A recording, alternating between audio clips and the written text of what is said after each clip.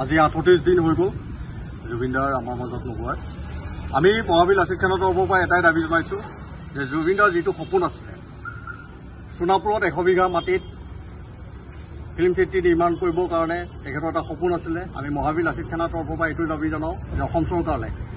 অতি শীঘ্ৰে film city নিৰ্মাণৰ পদক্ষেপ হাতত ল'ব লাগে জুবিনদাৰ এইটো এটা সপোন আছিলে আৰু 38 দিন পাৰ হৈ যোৱাৰ পিছতো এতিয়াও আমি ন্যায় পোৱা নাই অসমৰ ৰাইজে ন্যায়ৰ কাৰণে যুঁজি আছে অসমৰ ৰাইজ এতিয়াও শোকত ভুগি আছে গতিকে আমি ন্যায় বিচাৰোঁ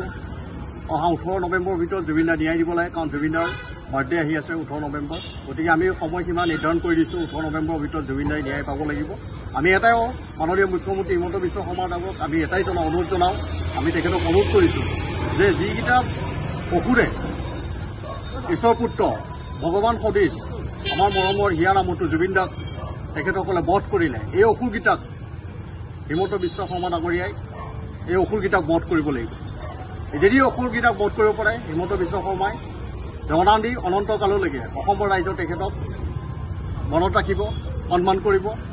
গতিকে এই অসুৰকেইটাক বধ কৰিব লাগে এই অসুৰকেইটা জীয়াই থকাত আমাৰ অসমৰ ৰাইজ কেতিয়াও শান্তিত থাকিব নোৱাৰে গতিকে এই অসুৰকেইটাক সোনকালে বধ কৰি দিবৰ কাৰণে আমি দাবী জনালোঁ আৰু এটা কথা অনুৰোধ কৰোঁ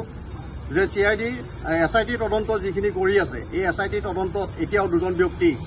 SIT তদন্তলৈ কিয় অনা নাই আমি অসম চৰকাৰৰ মুখ্যমন্ত্ৰী ডাঙৰীয়াক এইটো প্ৰশ্ন কৰোঁ তাৰ্চেম মিত্তলক কিয় SIT তদন্তলৈ এতিয়াও আনিব পৰা নাই আৰু 2 নম্বৰতে নৰ্থ ইষ্ট ফেষ্টিভেলৰ লগত জড়িত ডেভিড গগৈ এই ব্যক্তিজনকো কিয় SIT তদন্তলৈ আনিব পৰা নাই এইটো আমাৰ প্ৰশ্নৰ উত্তৰ লাগে তৃতীয়তে SIT তদন্তত SIT তদন্তত থকা এনফৰ্চমেণ্ট ডিপাৰ্টমেণ্টে EDয়ে যেতিয়া শ্যামকান্ত মহন্তৰ ঘৰ বাসগৃহ চিল কৰিছিলে চিল কৰাৰ পিছত কিয় এতিয়াও অনিতা ডেকা মহন্তই সেই ঘৰটোত বসবাস কৰি থাকিব পাৰিছে এইটো কি ভেকু ভাওনা কৰিছে নেকি অসম চৰকাৰে আমাৰ এইটো ডাঙৰ এটা প্ৰশ্ন গতিকে আমাক ইয়াৰ গোটেইখিনি উত্তৰ লাগে মহাবীৰ লাচিত খানৰ তৰফৰ পৰা এইটো আমি দাবী জনাইছোঁ